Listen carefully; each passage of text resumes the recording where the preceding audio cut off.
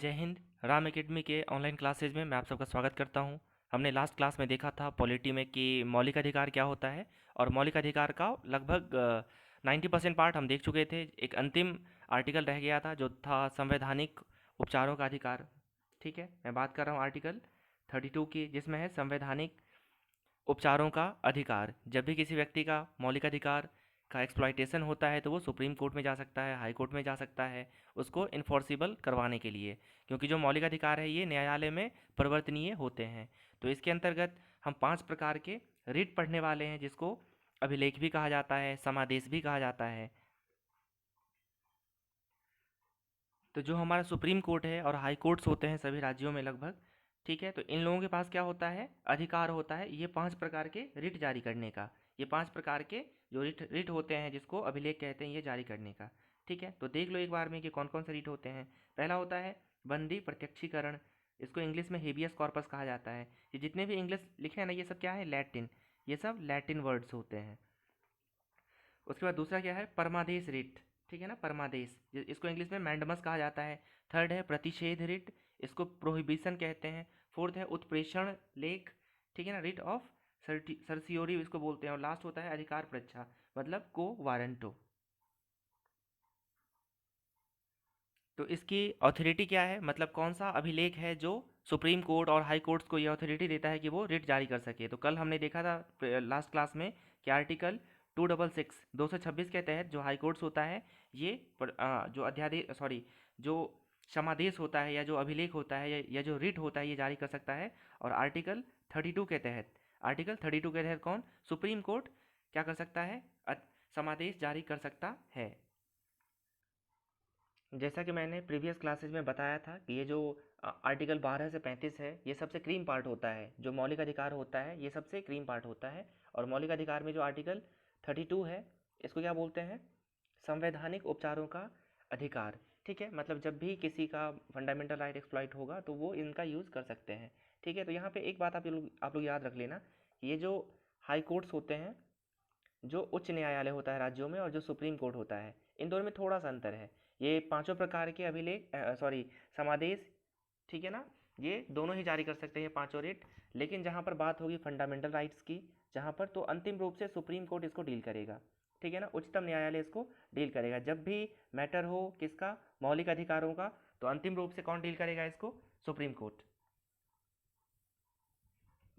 तो क्या होता है, जो हमारे अधिकारीगण होते हैं, पुलिस है, प्रशासन है, ये लोग अपने पावर्स का दुरुपयोग ना करें, मिसयूज़ ना करें, इसके लिए ये सब चीज़ें लाई गई हैं। जैसे कि क्या होता है कि मान लो पुलिस किसी को इलीगल तरीके से, असंवैधानिक तरीके से अरेस्ट कर लेती है, अपने पास डिटेन करके रखती है, उसको मजिस्ट्रेट के सामने प्रस्तुत नहीं करती है, तो उसके लिए क्या है, बंदी प्रत्यक्षीकरण रीट।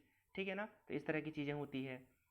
अब क्या होता है, मान लो कि कोई न्यायालय है, अधीनस्थ न्यायालय, वो अपने एरिया ऑफ ज्यूरिसडिक्शन से, अपना क्षेत्राधिकार से बाहर काम कर रहा है, तो उसको रोकने के लिए क्या आता है, परमादेश आ जाता है। ठीक है, तो इस प्रकार के ये पांचों रेट हैं और सबके सब बहुत ज़्यादा इंपॉर्टेंट होते हैं। तो चलिए मैं एक बार आप लोगों को ब्रीफ में बता देता हूँ इन पांचों रिट्स के बारे में। ठीक है, तो सबसे पहले आर्टिकल कौन सा है, आर्टिकल है 32। ठीक है, इसको क्या कहा जाता है, संवैधानिक उपचारों का अधिकार, राइट टू कॉन्स्टिट्यूशनल अमेंडमेंट। ठीक है, अब देखो इनके बारे में डॉक्टर भीमराव अम्बेडकर ने क्या कहा है। डॉक्टर जो बी आर अम्बेडकर हैं, भीमराव अम्बेडकर जी हैं, इन्होंने क्या कहा हुआ है, इन्होंने कहा है इसको heart and soul of Indian constitution, मतलब भारतीय संविधान का हृदय और आत्मा। ठीक है ना, ये इतना इंपॉर्टेंट है, आप इससे महत्व, इसका महत्व का पता लगा सकते हो कि बी आर अम्बेडकर जी ने इसको क्या कहकर संबोधित किया हुआ है, heart and soul of Indian constitution, भारतीय संविधान की आत्मा। ठीक है ना, हृदय और आत्मा कहा हुआ है। ठीक है, तो एक बार फिर से देख लेते हैं कि होता क्या है। इसके द्वारा जो हाई कोर्ट्स हैं और सुप्रीम कोर्ट्स हैं, ठीक है, ये क्या कर सकते हैं, ये 5 प्रकार के रिट जारी कर सकते हैं, ये 5 प्रकार के रिट जारी कर सकते हैं। ठीक है, अब पहला क्या है, पहला जैसा कि आप लोग इमेज में देख चुके होंगे, क्या है, बंदी प्रत्यक्षीकरण। बंदी प्रत्यक्षीकरण, ठीक है, तो इसका मतलब ये होता है कि मान लो किसी को डिटेन किया गया है, अरेस्ट किया गया है, बंदी बनाया गया हुआ है, उसको सदेह, ठीक है ना, मतलब सशरीर, उसको सशरीर मजिस्ट्रेट के सामने प्रस्तुत करना, तो इसका मतलब होता है बंदी प्रत्यक्षीकरण।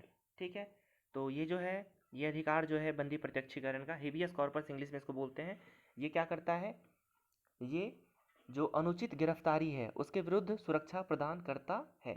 ठीक है, अब देखो आपको नियम भी पता होगा, क्या है नियम, क्या है कि जब किसी को अरेस्ट किया जाता है तो विदिन 24 आवर, विदिन 24 घंटे के अंदर में उसको मजिस्ट्रेट के सामने प्रस्तुत करना होता है, उसको मजिस्ट्रेट के सामने प्रस्तुत करना होता है।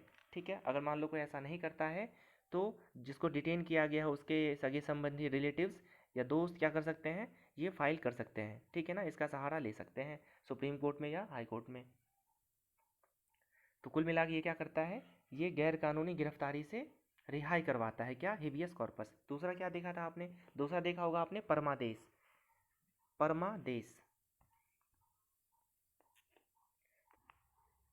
देखो परमादेश जो है ये परम धन आदेश से मिलकर बना हुआ है। किससे मिलकर बना है, परम धन आदेश से। ठीक है, तो यहाँ पर आपको एक मैं एक्स्ट्रा आर्टिकल बता रहा हूँ, आर्टिकल 139, आर्टिकल 139 139। ठीक है, ये सुप्रीम कोर्ट का है, ये किसका है, सुप्रीम कोर्ट का। आपको नो डाउट इसको भी याद रखना है, आर्टिकल 32 के तहत ये पांचों ही रिट आ जाते हैं, लेकिन इसका एक और रेट है इसी से संबंधित, सुप्रीम कोर्ट के रिट जारी करने के अधिकार से संबंधित जो है एक अधिकार आर्टिकल 139 है, तो इसको भी नोट डाउन कर लो आप लोग। ठीक है, और दूसरा कौन सा था, 226 226, ये हाई कोर्ट का है। ठीक है ना, तो ये दोनों ही क्या है, परमादेश से या फिर रिट जारी करने से संबंधित है। ठीक है, तो परमादेश का मतलब और अच्छे से समझ लेते हैं कि जो भी लोग, जो भी अधिकारी सरकारी पद पर होते हैं, कौन होते हैं, सरकारी पद पर जो भी अधिकारी होते हैं, इसको मैं बाद में और अच्छे से आपको बताऊंगा, एक बार बस मैं इंट्रोडक्शन बस दे रहा। अधिकारीगण जो होते हैं, उसके बाद मंत्रियाँ, जितने भी मंत्रियाँ जो भी होते हैं, मंत्री लोग, इसमें याद रख लेना जो राष्ट्रपति और राज्यपाल हैं इनको छूट मिली हुई है, इससे उनके अगेंस्ट नहीं लाया जा सकता। तो अधिकारी, उसके बाद मंत्री, उसके बाद जो सब ऑर्डिनेट्स कोर्ट्स होते हैं, मतलब निचली अदालत, निचली अदालत। ठीक है, तो मैंने बोला अधिकारी, मंत्री और निचली अदालत, इन तीनों के विरुद्ध क्या हो सकता है, परमादेश जारी किया जा सकता है। ठीक है ना, तीनों के विरुद्ध परमादेश जारी किया जा सकता है। मैंने स्टार्टिंग में थोड़ा सा बताया था, यहाँ पे बात आती है फिर से हाई कोर्ट्स की और सुप्रीम कोर्ट्स की। तो जो हाई कोर्ट्स हैं, हाई कोर्ट्स क्या करेंगे, फंडामेंटल राइट्स और जो लीगल राइट्स होते हैं, जो कानूनी अधिकार होते हैं, इसको परिवर्तनीय कराने के लिए इसको जारी कर लेंगे। लेकिन जो यहाँ पर सुप्रीम कोर्ट है, ये केवल और केवल फंडामेंटल राइट्स के ऊपर काम करेंगे। ठीक है, तो ये होता है। थर्ड में आपने देखा होगा प्रतिषेध, थर्ड नंबर में क्या देखा था आपने, तीसरा जो रीड था वो था प्रतिषेध या प्रतिषेध लेख बोलते हैं इसको। ठीक है ना, प्रतिषेध लेख, इसको इंग्लिश में प्रोहिबिशन कहा जाता है। ठीक है, देखो इसका शाब्दिक अर्थ क्या होता है, to stop the proceedings, to stop proceedings. ठीक है ना, टू स्टॉप्स प्रोसीडिंग्स। ठीक है, और या इसी को बोल सकते हैं आई फॉरबिड, अगर लैटिन का जो वर्ड है ना इसमें कौन सा, प्रोहिबिशन, इसका मतलब होता है आई फॉरबिड, मतलब मैं मना करता हूँ।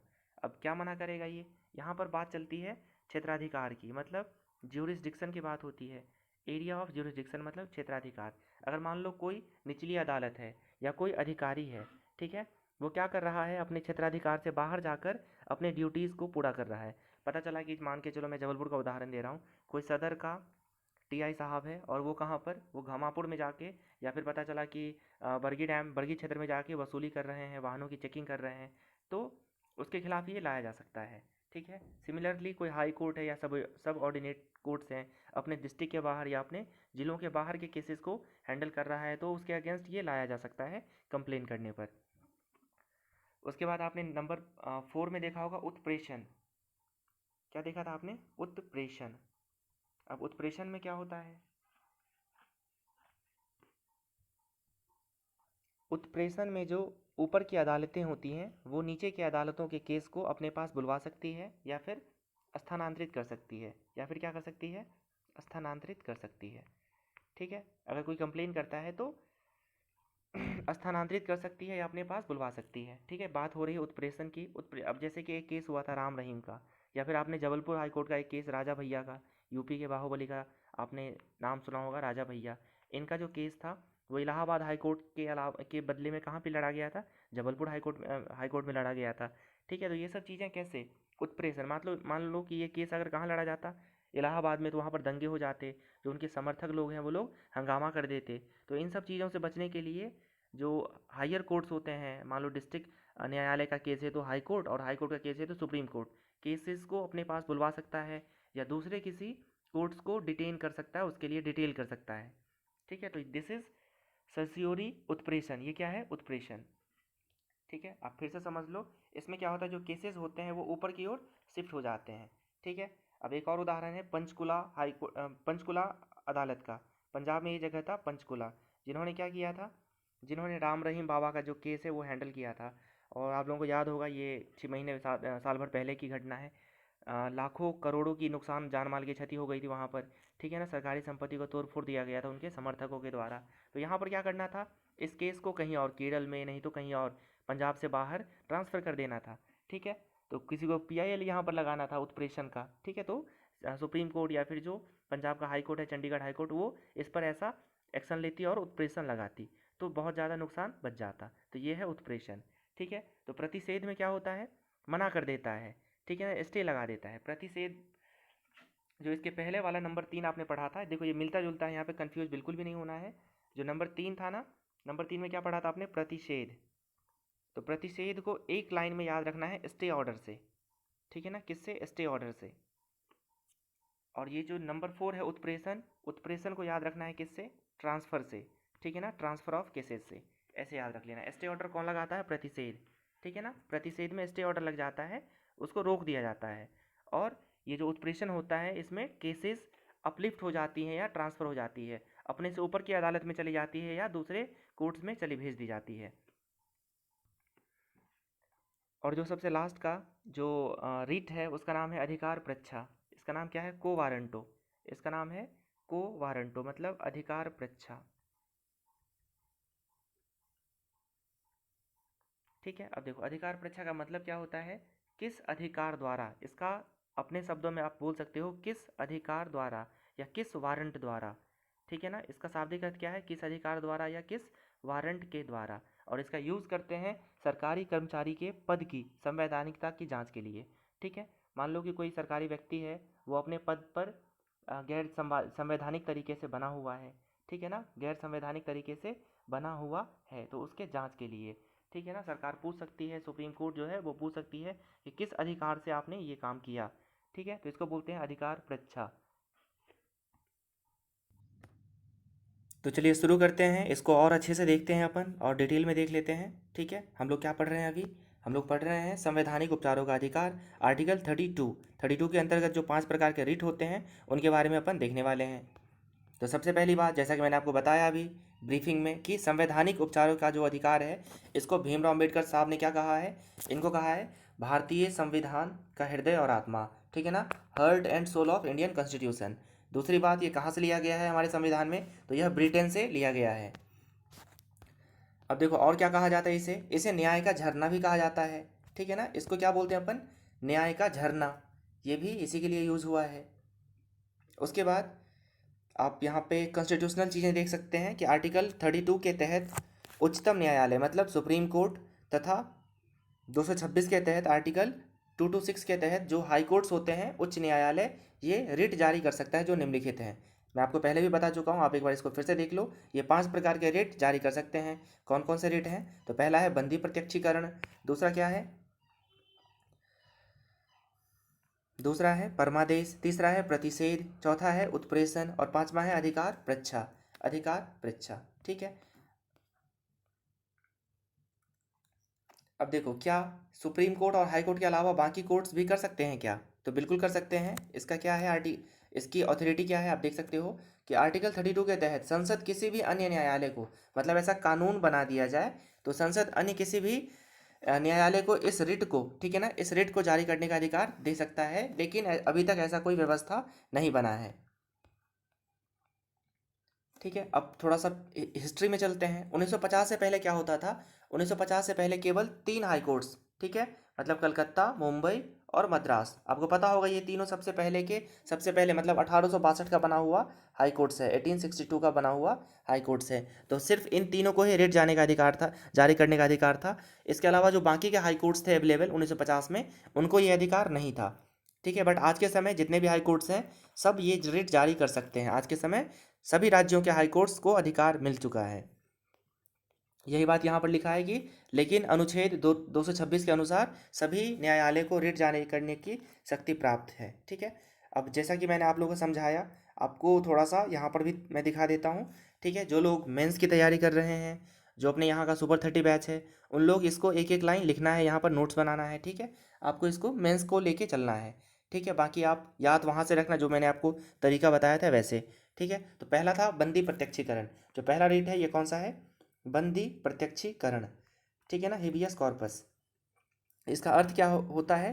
को प्रस्तुत किया जाए। हेबियस कॉर्पस का मतलब क्या होता है? को सशरीर प्रस्तुत किया जाए, है ना, सशरीर प्रस्तुत किया जाए। ठीक है, अब मैंने आपको इमेज से भी दिखाया था, फिर यहाँ भी देख लो। यह रिट किसी व्यक्ति को जबरन हिरासत में रखे जाने के विरुद्ध है। ठीक है ना, जब हिरासत में लिए गए व्यक्ति का मामला अवैध है तो उसे स्वतंत्र करवाने के लिए न्यायालय बंदी प्रत्यक्षीकरण रिट जारी कर सकता है। ठीक है, एक बात आपको मैं बता दूं, ये रिट के लिए रिक्वेस्ट कौन कर सकता है, कौन फाइल कर सकता है? उसके रिलेटिव्स कर सकते हैं। ठीक है ना, उनके फैमिली मेम्बर कर सकते हैं। ठीक है, कोई भी कर सकता है, ऐसा नहीं है कि जो अफेक्टेड हो, जो विक्टिम हो वही करे, ऐसा कुछ भी नहीं है। उनके किथ एंड कीन्स, सगे संबंधी कोई भी कर सकते हैं। अब देखो ये रिट किस किस पर लागू नहीं होगा।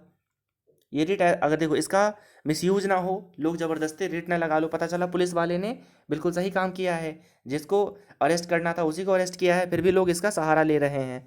तो इसके लिए कुछ अपवाद हैं, कुछ एक्सेप्शन है। तो पहला अपवाद क्या है? पहला अपवाद है कि जो हिरासत कानून सम्मत हो, मतलब जो डिटेनमेंट किया गया है ये एज पर लॉ है, कॉन्स्टिट्यूशनल है, तो ये लागू नहीं होगा। दूसरा, कार्यवाही किसी विधानमंडल या न्यायालय के अवमानना के तहत हुई हो। ठीक है ना, आजकल बहुत ज़्यादा ये होता है कि कोई भी कैसा भी बयान दे देता है नेता लोग, ठीक है, और उसके ऊपर अवमानना का केस किया जाता है। ठीक है ना, तो अगर इसके तहत गिरफ्तारी हुई है तो भी ये चीज़ नहीं लागू होगा, जो बंदी प्रत्यक्षीकरण है वो लागू नहीं होगा। फिर क्या है? न्यायालय के द्वारा हिरासत में, ठीक है ना, ये हिरासत किसके द्वारा हो? ये डिटेनमेंट न्यायालय ने खुद बोला हो कि आप जाओ, ठीक है ना, वारंट लेके उसको अरेस्ट करो, तो फिर ये काम नहीं करेगा। ठीक है, और न्यायालय के यहाँ पे गलत लिखा हुआ है, क्षेत्राधिकार, न्यायालय के क्षेत्राधिकार के बाहर हुआ हो। मान लो कि मामला है मध्य प्रदेश का और छत्तीसगढ़, जो रायपुर का हाई कोर्ट है, वो यहाँ पर वहाँ पर किसी ने अप्लाई किया कि आप ये लगाओ, तो ये नहीं लगेगा, ये रिट नहीं काम करेगा यहाँ पर।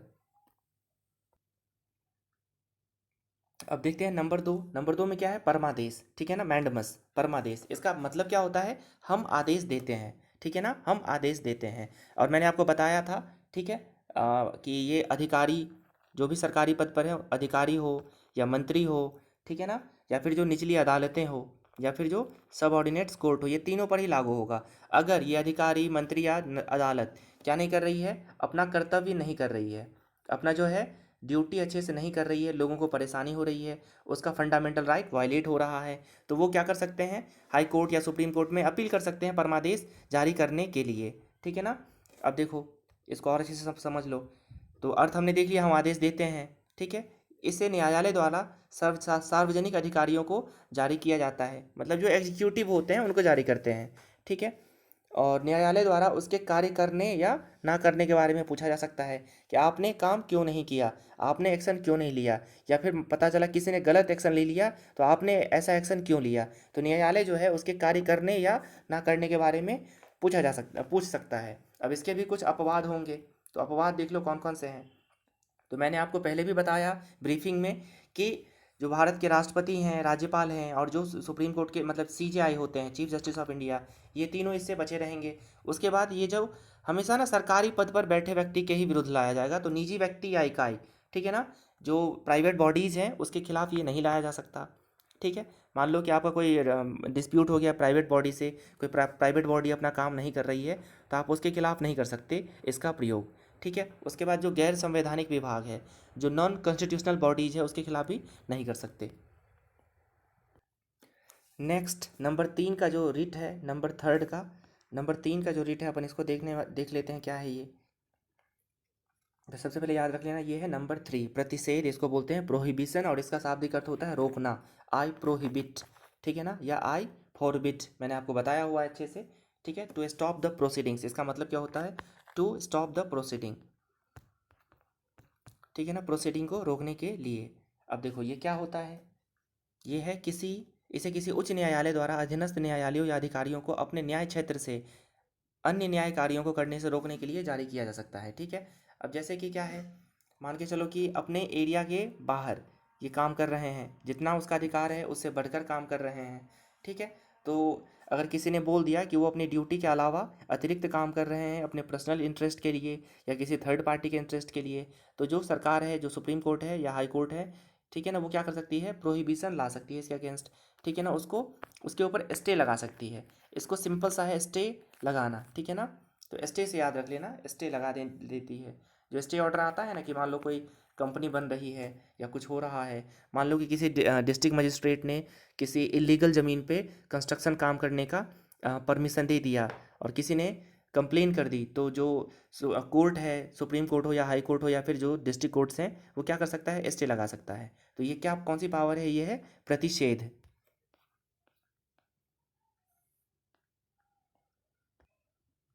नेक्स्ट है उत्प्रेषण, इसको सर्सियोरी बोलते हैं। इसका मतलब होता है प्रमाणित होना या सूचना देना, प्रमाणित होना या सूचना देना। ठीक है, अब मैंने आपको बताया था इसको कैसे याद रख लेना है, इसको याद रख लेना है ट्रांसफ़र से। जो केसेज है ना, ये ऊपर ट्रांसफ़र हो जाते हैं, या नहीं तो फिर जहाँ पे बोलेगा हाई कोर्ट्स या सुप्रीम कोर्ट, उस कोर्ट्स में इसको दाएं बाएं ट्रांसफ़र कर सकते हैं। ठीक है, मैंने राजा भैया और बाबा राम रहीम का उदाहरण दिया था इसके लिए आपको, तो इसको ना उदाहरण से समझ समझ के याद रखना है, तभी आप इसको कर पाओगे। ठीक है, तो देखो, इसे उच्च न्यायालयों द्वारा अधीनस्थ न्यायालय और या अधिकरण, जो ट्राइब्यूनल्स वगैरह होते हैं, में लंबित मामलों को स्थानांतरण करने के लिए जारी किया जा सकता है। ठीक है ना, किया जाता है। तो ये ऊपर चला जाता है या नीचे चला जाता है, नीचे तो नहीं, मतलब दाएं बाएं चला जाता है। ठीक है, और ये विवेकाधीन शक्तियाँ का प्रयोग करके, थोड़ा सा दिमाग लगा के, high court supreme court public property का नुकसान ना हो इसके लिए ऐसा करते हैं। और भारत में बहुत सारे ऐसे मौके आए हैं जब जहाँ का वो मामला है वहाँ से हटाकर किसी दूसरे कोर्ट में उसको प्रोसीड किया गया हुआ है। अब लास्ट ये 5 नंबर का है, ये कौन सा है, ये सबसे पहले नंबर 5, अधिकार परीक्षा या को वारंटो। ये लैटिन वर्ड है को वारंटो। ठीक है ना, इसका मतलब होता है किस वारंट के द्वारा। ठीक है ना, ये मैं किस लगा दिया अपने मन से कि आप समझ जाओ क्या प्राधिकृत है, मतलब क्या अथॉरिटी है, या किस वारंट के द्वारा, किस अधिकार के द्वारा, इसका ये मतलब होता है को वारंटो को। ठीक है ना, तो को वारंटो को किस वारंट से या किस अधिकार से, ऐसे आप समझ लेना। ठीक है, अब देखो इससे क्या होता है, जो भी सरकारी कर्मचारी होते हैं उसका जो पद, ये संवैधानिक है या असंवैधानिक, इससे संबंधित है। ठीक है ना, अब मान लो कोई गलत अपॉइंटमेंट पे बैठा हुआ है, कोई क्या कर रहा है, गलत डिजिनेशन पर, गलत अपॉइंटमेंट पर बैठकर वो जो शक्ति है उस पद का, उसका दुरुपयोग कर रहा है, तो इसको चेक करने के लिए वो क्या कर सकता है, अधिकार परीक्षा लगा सकता है कि आप अपने पद की संवैधानिकता को बताओ हमें कि क्या उसकी अथॉरिटी है, सही है कि गलत है। ठीक है, तो कुल मिलाकर आप याद रख लेना कि सरकारी कर्मचारियों के पद की संवैधानिकता की जांच के लिए, ठीक है ना, इसका यूज़ करते हैं, किसका, अधिकार परीक्षा का। ठीक है ना, कोई भी व्यक्ति ऐसे पद पर नियुक्त हो गया है जिसका वो हकदार है ही नहीं, तो इसको चेक करने के लिए क्या, किसका यूज होता है, अधिकार परीक्षा का यूज होता है। अब हमेशा की तरह कुछ हम ऑब्जेक्टिव क्वेश्चंस देख लेते हैं जो संबंधित है किससे, हमारे मौलिक अधिकार से। ठीक है ना, देखो ये अलग वीडियो नहीं है, ये मौलिक अधिकार का अगला पार्ट है। ठीक है ना, मैंने कल बताया था आपको कि ये जो मौलिक अधिकार है इसका जो लास्ट है 32, इसमें 5 प्रकार के रेट है, तो इसको मैं अलग से बताऊंगा। तो देखो थोड़ा सा क्वेश्चंस वगैरह आप देख लो। तो संविधान के अंतर्गत बंदी प्रत्यक्षीकरण, यहाँ पर समादेश है, समाधि हो गया है, समादेश जारी करने का अधिकार किस में है, तो केवल उच्च तथा उच्चतम न्यायालय में। ठीक है ना, ये कौन जारी कर सकता है, हाई कोर्ट और सुप्रीम कोर्ट। अभी तक डिस्ट्रिक्ट कोर्ट्स या सबऑर्डिनेट कोर्ट को राइट नहीं मिला है, ऐसा कानून नहीं है, तो याद रख लेना केवल सुप्रीम और हाई कोर्ट। अगला क्वेश्चन, भारतीय संविधान का कौन सा अनुच्छेद अस्पृश्यता का उन्मूलन करता है और किसी भी रूप में इसके व्यवहार का निषेध करता है, तो आर्टिकल 17। आर्टिकल 17 में क्या है, छुआछूत का अंत। ठीक है ना, कल के क्लास में मैंने आपको बताया हुआ था, जो अनटचेबिलिटी है उसको प्रोहिबिट किया गया है आर्टिकल 17 में। नेक्स्ट क्वेश्चन देखते हैं, मौलिक अधिकारों को लागू कराने के लिए रिट जारी करने का अधिकार है किसको, उच्चतम न्यायालय को। ठीक है, इसको समझ लेना, हालांकि दोनों को है। ठीक है ना, लेकिन अगर ऐसा क्वेश्चन अलग से आ जाता है, आ चुका है, ठीक है, ये क्वेश्चन रेलवे में पूछा भी जा चुका है, तो अगर सिर्फ एक चुनना हो, ऑप्शन में दोनों हो, हाई कोर्ट सुप्रीम कोर्ट, तो आपको सुप्रीम कोर्ट लगाना है। ठीक है ना, बाकी चीज़ों के लिए, लीगल राइट्स के लिए कौन करेंगे, हाई कोर्ट्स करेंगे। ठीक है, लेकिन अगर बात हो किसकी, फंडामेंटल राइट्स की, तो यहाँ पर अल्टीमेटली सुप्रीम कोर्ट का रोल आता है। अब देखो नेक्स्ट, अगला क्वेश्चन क्या है, किसी कैदी को न्यायालय के समक्ष प्रस्तुत करवाने के लिए किस चीज़ का प्रयोग किया जाता है, यह है बंदी प्रत्यक्षीकरण, कि उसको सशरीर उपस्थित करिए मजिस्ट्रेट के सामने। कानून भी है। अगर ये आप लोग नॉलेज के लिए भी याद रख लेना कि मान लो कि आपको अरेस्ट किया गया पुलिस के द्वारा, तो विदिन 24 आवर, ठीक है ना। अगर संडे पर गया तो ये चीज़ नहीं बढ़ सकता है थोड़ा सा, लेकिन अगर संडे नहीं पड़ा तो विदिन 2 वर्किंग डेज, विदिन 24 घंटे के अंदर, ठीक है ना, you have to be produced before a magistrate. तो ये आपका फंडामेंटल राइट है, ठीक है, ये आपका फंडामेंटल राइट है। कल आपने एक ट्रिक पढ़ा था अपाकु, याद है, अपाकु, अपराध, दोषिधि, संरक्षण, प्राण एवं दैहिक स्वतंत्रता, और कुछ दशाओं में क्या था, गिरफ्तारी के विरुद्ध संरक्षण का अधिकार। तो ये यही कु वाला है, ठीक है ना, ये कुछ दशाओं वाला है, ठीक है। तो 20, 21, 22, तो ये आर्टिकल 22 के अंतर्गत आ जाता है कि किसी भी डिटेनी को, जो भी डिटेन हुआ है, जो भी गिरफ्तार हुआ, उसको मजिस्ट्रेट के सामने प्रोड्यूस करना है। अब देखो, भारत में संपत्ति का अधिकार को अब क्या माना जाता है, तो ये एक कानूनी अधिकार है, ठीक है ना। क्या है ये, एक लीगल राइट है। फंडामेंटल राइट पहले था, बट इसको खत्म कर दिया गया 44वें संविधान संशोधन के द्वारा, आप देख चुके हैं इसको, ठीक है ना। तो अब ये कहाँ पर है, ये आर्टिकल 300 के ए में है। और क्या है ये this is only legal right, not a fundamental right, ठीक है।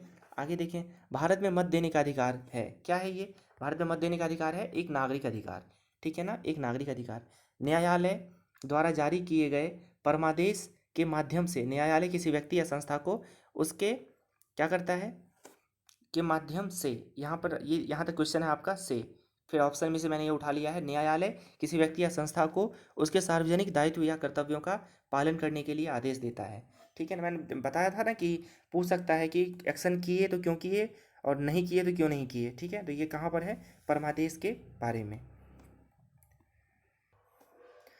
सो this is the end of our video. I hope कि आप लोगों को अच्छा लगा होगा, ठीक है। और एक बार फिर से देख लो जाते जाते कौन कौन से 5 रेट हैं, बंदी प्रत्यक्षीकरण, परमादेश, प्रतिषेध, उत्प्रेषण और अधिकार परीक्षा।